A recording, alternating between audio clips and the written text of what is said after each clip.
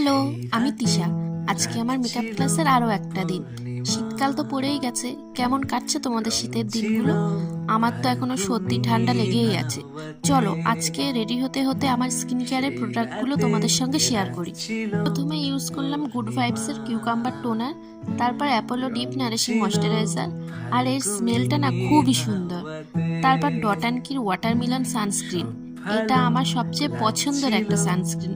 মুখে দেওয়ার সাথে সাথে ইনস্ট্যান্ট মুখটা ঠান্ডা ঠান্ডা ফিল হয়, আর সাথে একটা সুন্দর গ্লো। তারপর dot and Kiir lip balm, এইটুকু। তারপর বেরিয়ে পড়লাম ক্লাসের উদ্দেশ্যে।